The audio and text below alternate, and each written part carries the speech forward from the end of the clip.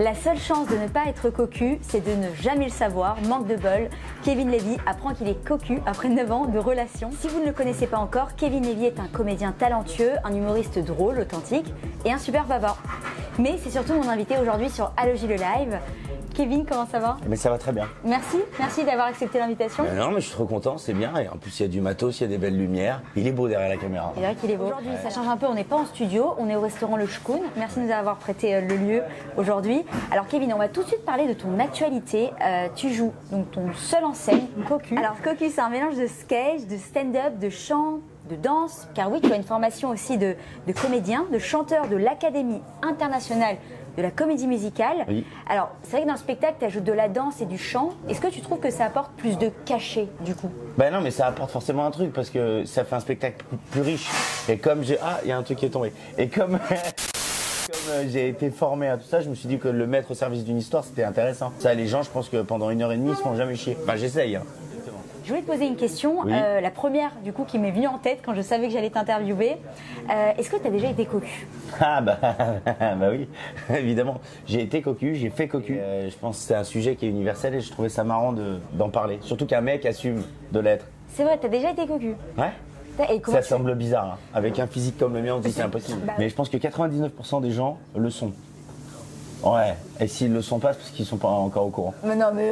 Si, parce que même s'ils trompent pas physiquement, ils trompent dans la tête. T'es un peu pessimiste. Non, mais c'est pas pessimiste, c'est plutôt... Enfin, tu sais que le seul animal, il y en a deux, j'ai appris, il y a deux animaux qui sont fidèles, parce que nous on est des animaux hein, quand même.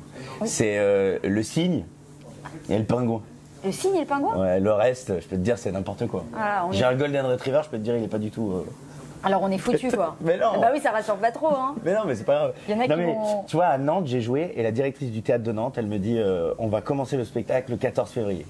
Je dis mais on va pas faire le jour de la fête des amoureux. Ouais. Un spectacle qui s'appelle Cocu. La Ouais. salle était pleine, que des couples et ils se tenaient comme ça, genre oh là là.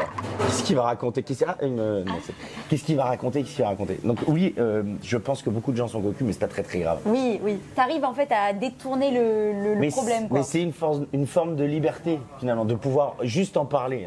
Le truc c'est pas de l'être, le truc c'est pas de faire du mal à l'autre, le truc c'est de rester respectueux, toujours, mais je veux dire, ça peut arriver et finalement c'est peut-être pas si grave que ça. Est-ce que tu penses qu'aujourd'hui tu pourrais devenir le porte-parole des gens cocus?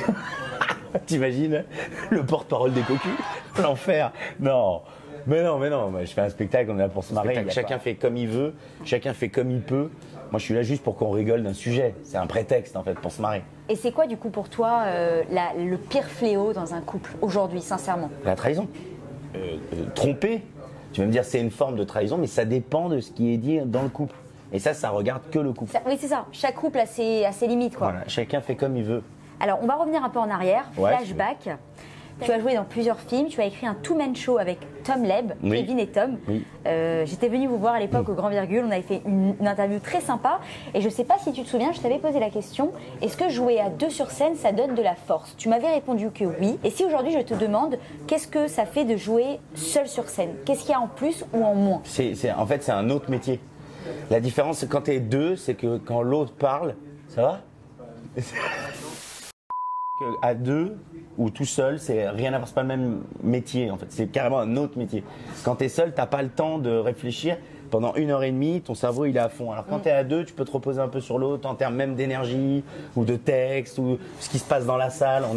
C'est un couple en fait. C'est ça. Mais ce qui est difficile à deux, c'est qu'il faut être toujours sur la même énergie. En dehors du show, du théâtre et pendant le spectacle. C'est-à-dire si tu as une interview, tu es à deux, l'autre, il y en a un qui est fatigué, putain c'est bancal, tu vois. Si tu es sur scène, il y en a un qui est fatigué, c'est bancal. Même si l'autre il est à 400%, ça fonctionnera pas. C'était une expérience de dingue, ça a duré 7 ans. C'est un cycle, 7 ans, et on a fait ce cycle-là, c'était incroyable, en expérience dingue. Et ça m'aide évidemment pour mon seul en scène, n'est-ce pas? Ouais, c'est vrai, c'est vrai. On va parler aussi un peu des réseaux sociaux. Ouais. Sur Insta, tu partages ton quotidien avec Aurore. Aurore? Ouais. Eh, t'as vu? Je t'aide, je vais te faire une machine à laver. C'est trop mignon. Ouais. Elle est où? Ouais. Qu'on embrasse.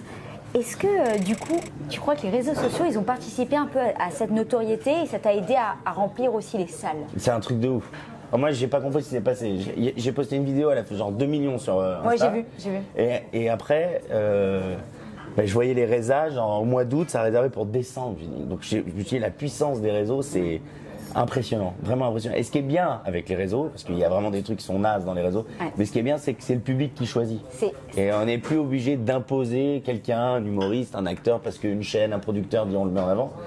Si le public il va pas, si le public like pas, si le public partage pas, ben il y va pas. Donc finalement c'est le public qui décide. Et tu partages aussi toutes tes galères avec la SNCF. Oui.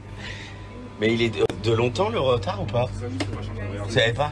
Messieurs, notre TGV vient de s'arrêter en pleine voie pour votre sécurité. Veuillez ne pas tenter d'ouvrir les portes. Merci. Sauf qu'on n'avance pas, quoi. J'ai eu 9 heures de retard. On a dû changer de train. Ils nous parlent comme de la merde. Non, bon, la SNCF, c'est pas possible. Et surtout que toi, tu dois tout le temps te déplacer en France. Tout le temps. Et c'est insupportable. Et puis, ils t'augmentent les prix. Une fois, c'est 29 €, une fois, c'est 180. Je sais pas pourquoi. C'est la même place. Hein. Donc, et puis, dans les Ouigo, je sais pas si t'as vu. Mais attends, on est assis, on est 9. C'est un truc, on dit allez, rentrez tous. Même maintenant, ils vendent plus de tickets que de places assises. Il y a des mecs qui sont dans les escaliers, ils ont payé 90 €, on est dans les escaliers. C'est vrai. Mais est-ce qu'on est sérieux sans déconner? C'est pas possible la SNCF. Donc si vraiment, je vous aime pas, la SNCF. Je vous aime pas. Vous me faites rire, mais je vous aime pas. Tu fais aussi une série de vidéos. J'aime bien, elle m'a interpellée. Je ne suis qu'un homme avec Aurore. Je sens que tu as envie d'un massage. Ah oui. Bah, moi aussi. Alors, ma question elle va être un petit peu sérieuse. Est-ce qu'il y a un message derrière ces vidéos? Parce que, bon, on te voit quand même un peu macho, un peu flemmard, un peu comme ça. Est-ce que tu as envie de faire passer un petit message aux hommes qui sont un peu comme ça aussi? Bah oui. Les hommes, par exemple, je deviens papa, je viens de devenir papa, il a 1 an. Et pendant toute cette année, je voyais tous les mecs, on est tous largués. On est balourd, mais grave, on est à côté total, c'est une catastrophe. Et je vois les meufs, elles assurent dans tous les sens, c'est un truc de dingue. Et en fait, j'ai voulu me foutre de la gueule de nous, les hommes, parce qu'on est à côté de tout le temps. On est nuls. Alors, et je trouve que les femmes sont plus fortes. Donc en fait, c'est un message d'admiration pour les femmes, comme Cocu. C'est-à-dire qu'une femme a le droit de tromper, alors pourquoi pas? Bah oui, bien sûr. Et les mecs, c'est un message pour dire, bon, autant en rire. Tout passe par l'humour. Après, c'est pareil, il n'y a pas de jugement, il n'y a pas de morale. Mais c'est juste de se marrer de ça, quoi. C'est vrai. Tu vas aussi jouer prochainement dans une série Netflix qui s'appelle Dangerous Protection. Dangerous Protection. Protection. Yes, in English, yeah. Et tu as le premier rôle. Alors du coup, tu vas incarner un garde du corps, c'est ça? Ouais, un garde du corps, ouais, israélien. C'est Alon Assouline, le réalisateur. Alon Assouline. C'est son histoire. Lui, il parle toutes les langues, donc il m'a appris... Enfin, lui, il est israélien, il est né à Jérusalem. On s'est rencontrés...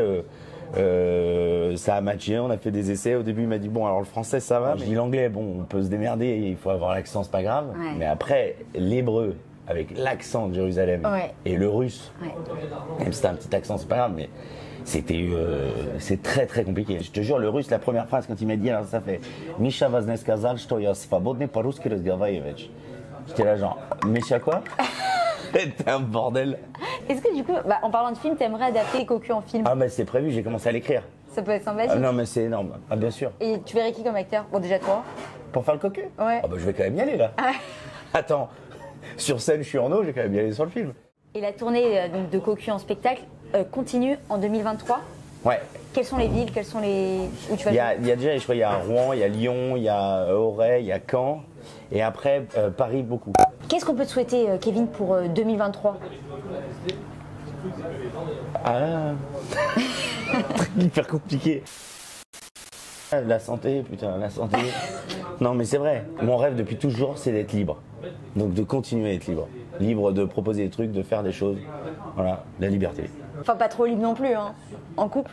Non, pas trop libre quand même. Et Aurore, elle va voir l'interview, elle va dire oh là là, qu'est-ce qu'il me fait l'autre? Qu'est-ce qu'il me fait? Kevin, on t'a mis un piano à côté. Gentil. On aimerait bien que tu nous interprètes quelque chose. Bien sûr. On sait que tu as une très belle voix. Qu'est-ce que tu as envie de chanter L'envie d'aimer. Alors, de Daniel Lévy? Voilà, en hommage. C'est lui qui m'a donné envie de chanter. Alors, voilà.